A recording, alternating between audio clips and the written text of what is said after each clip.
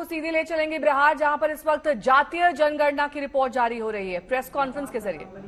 और मकान से हम लोगों ने डिटेल लिया कि कितने लोग उसमें रहते हैं, जो वहाँ से नाम ने कहा। फिर उन सभी आंकड़ों की एंट्री हम लोगों ने पोर्टल पे कराई। पोर्टल में आंकड़े कराने के बाद फिर द्वितीय फेज माननीय मुख्यमंत्री महोदय के कर कमलों से 15/4 को लॉन्च किया गया था। और बहुत आभार व्यक्त करता हूं मैं पूरे बिहार की जनता का, जिन्होंने बहुत बढ़ चढ़कर इसमें हिस्सा लिया। और पूरे कार्यक्रम में कहीं कोई बाधा नहीं आ पाई हमारे पास, और लोगों ने पूरी तरह सहयोग किया इस मामले में, और कहीं कोई बाधा नहीं आई। और हम लोगों ने द्वितीय चरण भी 5 अगस्त तक कंप्लीट कर लिया। प्रक्रिया पूरी तरह सिक्योरिटी के साथ थी। हर मोबाइल ऐप में प्रधान सचिव बताया कि हर मोबाइल ऐप एक आदमी से टैग था। उस मोबाइल ऐप से दूसरा आदमी एंट्री नहीं कर सकता था। मोबाइल बदलने के बाद सब सारा जो एंट्री था वो हमारा पासवर्ड से था, सारा कुछ OTP से था। इसलिए पूरी प्रक्रिया बहुत अच्छी तरह से संपन्न कराई गई। 2,34,000 से अधिक सभी प्रबंधकों ने दिन रात काम किया है, उनका आभार है। 40,000 से अधिक सुपरवाइजरों ने मेहनत की है, उनका आभार है। 805 चार्ज पदाधिकारियों ने, जिसमें 534 प्रखंड विकास पदाधिकारी, 534 अंचलाधिकारी, उसके अतिरिक्त 261 नगर आयोग GDO अफसर ने किया, उनका बहुत आभार है। हमारे तरफ से, सरकार की ओर से, हमारी ओर से आभार है सभी जिलाधिकारियों का, जिन्होंने रात दिन इसमें मेहनत की है। अनुमंडल पदाधिकारी का SDO ने जिसकी सारी जांच की है। अपर समाहर्ता 38 जिलों के जिला सांख्यिकी पदाधिकारियों ने बहुत मेहनत किया। इसमें दिन रात इतना बड़ा काम बहुत ही कम समय में बहुत गुणवत्तापूर्ण तरह से किया, हम लोगों के सब आभार है। और मैं पुनः आप सबों का और बिहार की जनता का बहुत बहुत आभार व्यक्त करता हूँ। हम लोगों ने सरकार का जो न्याय के साथ विकास की परिभाषा है, उस आलोक में हम लोग पूरे प्रशासन को आगे ले जाने के लिए इस सर्वे का उपयोग सरकार आगे की ओर करेगी। धन्यवाद। संतोष मल साहब। बहुत बहुत धन्यवाद सर। सभी पत्रकार बंधु, आपका धन्यवाद है। जब बिहार सरकार ने जाति आधारित जनगणना आयोजन करने का, जाति आधारित गणना का निर्णय लिया, उसके बाद उस गणना के वेब पोर्टल और मोबाइल ऐप के निर्माण की जिम्मेदारी बेल्ट्रॉन को सौंपी गई, सूचना प्रौद्योगिकी विभाग को सौंपी गई। उसके बाद हम लोगों ने बहुत कम समय में एक ऐप, जिसका नाम बिजागा ऐप है, बिहार जाति आधारित गणना ऐप का शॉर्ट फॉर्म बिजागा ऐप, उसको डेवलप किया। और CBS पोर्टल जो है हमारा, उसको डेवलप किया। आपको मैं बताऊं, ये देश में अपने तरह का अभिनव परियोजना है। अन्य राज्यों में जो IT के मामले में हमसे कुछ आगे भी हैं, किसी का नाम नहीं लेना, उन्होंने भी इसके लिए अटेंड किया था, लेकिन उसका रिजल्ट इस प्रकार प्रकाशित ना हो पाया। सुहेल साहब ने बहुत मेहनत की इसमें, उनके और हमारी जो टेक्निकल टीम थी, जाहिद लतीफ़ हैं और सुशील पांडे हैं, नागेंद्र हैं, इन सभी ने दिन रात एक करके इस ऐप को डेवलप किया। इस ऐप की जो मैं प्रमुख बातें हैं वो आपको मोटा मोटा बता देता हूं। ये ऐप जो था वो एंड्रॉयड 6 वर्जन को भी समर्थित करता है। आप सब जानते हैं आज के दिन हम लोग किस वर्जन में एंड्रॉयड के काम कर रहे हैं। ये छोटे से छोटा मोबाइल जो हमारे इनोवेटर के पास, प्रगणक के पास था, 2,34,000 से ज्यादा प्रगणक थे, तो उनके सभी ऐप को, उनके मोबाइलों को समर्थन कर सके, ऐसा ऐप बनाया गया। तो मोबाइल एंड्रॉयड वर्जन 6.0 को भी ये समर्थित करता है, और ये बिल्कुल सिक्योर है। ऐप में कोई भी स्क्रीनशॉट नहीं ले सकता है किसी के डेटा का। ऐप में कोई भी स्क्रीन रिकॉर्डिंग नहीं की जा सकती है। इस कारण से जो हमारे जितने भी नागरिक हैं, उनका डेटा पूर्णतः सुरक्षित है। ये हमारे किसी क्लाउड में इसका डेटा नहीं है। ये हमारे स्टेट डाटा सेंटर के 24 सर्वरों और 12 डेटाबेस सर्वरों में सुरक्षित है, और किसी को इसका एक्सेस नहीं है। इसलिए यह पूर्णतः गोपनीय आंकड़े रखे गए हैं। निजता का जो अधिकार है और जो डेटा प्रोटेक्शन एक्ट है, उसके तहत सारी जो सुरक्षाएं हैं वो इसमें लागू की गई हैं। cbs.bihar.gov.in हमारा पोर्टल था, बिजागा ऐप था, रोल बेस्ड एक्सेस कंट्रोल दिया गया था। पहले इनुमरेटर, उसके बाद सुपरवाइजर जो कि लगभग 40,000 थे, इनुमरेटर 2,34,000 थे, और उसके बाद चार्ज ऑफिसर जो लगभग 820 के लगभग थे पूरे बिहार भर में, और फिर अनुमंडलाधिकारी और उसके बाद जिलाधिकारी।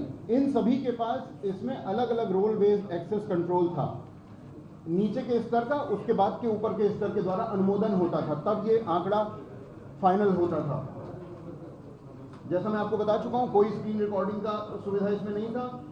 इसको हम लोग ने थोड़ा सा डिटेल और आपका समय लूंगा, एंगुलर फ्रंट एंड जावा में इसे लिखा गया है, और जावा की मिडिल लेयर है, और डेटाबेस जो है वो माइक्रोसॉफ्ट एसक्यूएल में है। और नाम की एंट्री तो बस करनी थी हमारे इनुमरेटर्स को, और आधार जब हमारे नागरिक उसको देना चाहें तब आधार की एंट्री करनी थी, अन्यथा इसमें एंट्री उन्हें नहीं करनी थी। ऐप इस तरह डिजाइन किया गया कि इसमें एरर की कम से कम संभावना रहे। तो मान लीजिए जैसे जो भी सूचक है, तो शिक्षा अगर किसी की पूर्व प्राथमिक की है तो वो ऐप में ही उसे बटन दबाना था, उसे एंट्री नहीं करनी थी, नाम और आधार की ही बस एंट्री करनी थी किसी भी न्यूमरेटर को। तो इसलिए कोशिश की गई कि अच्छे से अच्छा आंकड़ा जनरेट किया जा सके, और इसे बहुत कम समय में किया गया। पहले इसका पायलट किया गया 6 जिलों में, लगभग 300 के लगभग न्यूमरेटर्स पे। उनके जो अनुभव, उनके साथ घूम घूम के जो समझ में आया उसको हम लोग ने इनकॉर्पोरेट किया और बेटर वर्जन उनको दिया। बीच बीच में जैसी जैसी आवश्यकता होती गई वैसे वैसे इसमें ऐप में हमने इसको इम्प्रूव किया, और अभी इसका डेटा आपके सामने है। बहुत बहुत धन्यवाद।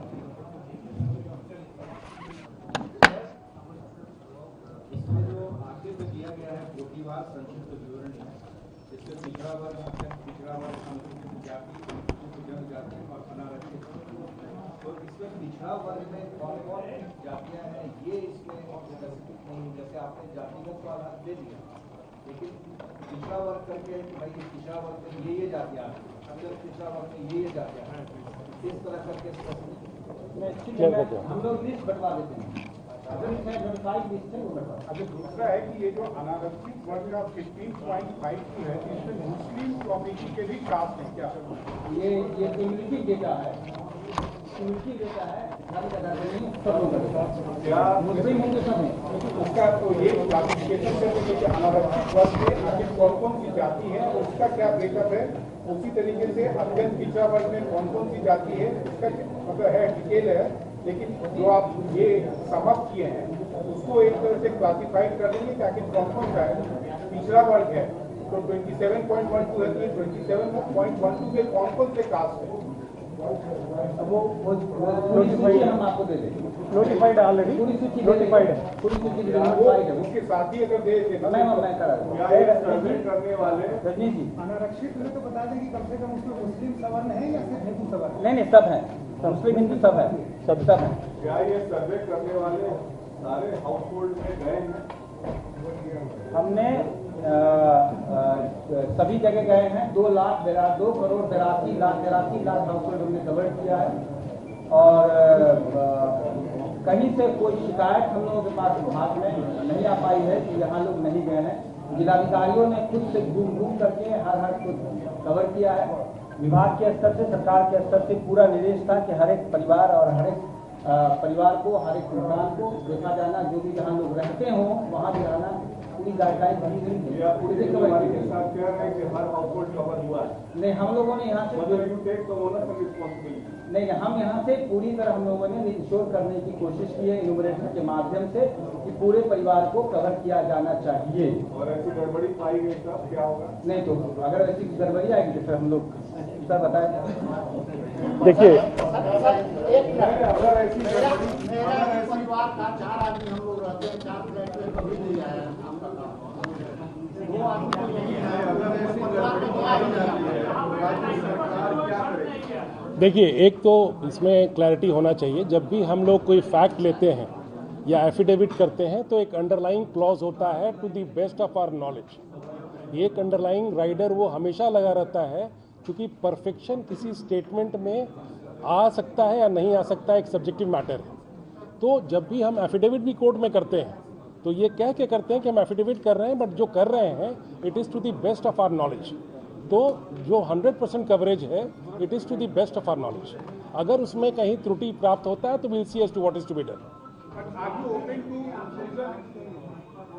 somebody is claiming कि भाई हमारा छूट गया है, तो उसका अभी भी इंक्लूजन का स्कोप अभी वर्तमान में मेरे समझ से कभी भी कोई इस तरह का ऑपरेशन होता है, स्टैटिस्टिकल ऑपरेशन होता है, तो उसका एक ओपनिंग और क्लोजिंग टाइम होता है, ओपन एंडेड नहीं होता है।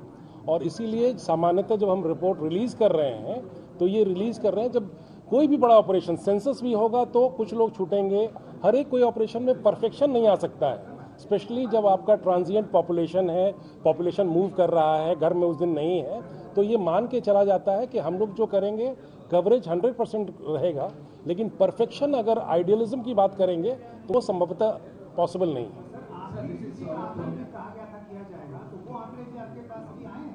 हाँ, वो आंकड़े क्यों नहीं रिलीज किया जा रहा है? सोशियो इकोनॉमिक सर्वे जो आपने किया था उसके आंकड़े आज आपने क्यों नहीं रिलीज किया? ये important aspect of this survey was to know the economic condition of all the classes in Bihar, and where we see no data about the economic condition or status of any of the class, just the population. So ये how do we know the economic status of? हाँ, नहीं, आपका point बिल्कुल valid है। This is stage 1। जब हम statistics क्या है, ये स्टैटिस्टिकल पॉइंट ऑफ व्यू से आपको देखना है, ये decision making point of view इसके बाद कन्वर्ट होता है। जब भी हम स्टैटिस्टिक्स, जैसे आज ही आप लोग तो पेपर पढ़ते हैं, आज हिंदू में हम पढ़ रहे थे कि वर्ल्ड बैंक जब रिपोर्ट रिलीज करती है ना, तो वर्ल्ड बैंक पहले physical quality of life indicators करके HCO, हम लोग जब UPSC तैयारी करते तो उस समय PQLI कहता था, अब उसके बाद उसको ह्यूमन डेवलपमेंट इंडेक्स कहा।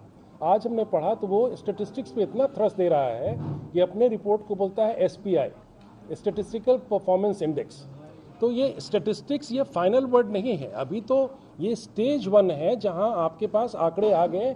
ये आंकड़ा सुलभ करना ही अपने आप में बहुत बड़ा चैलेंज था।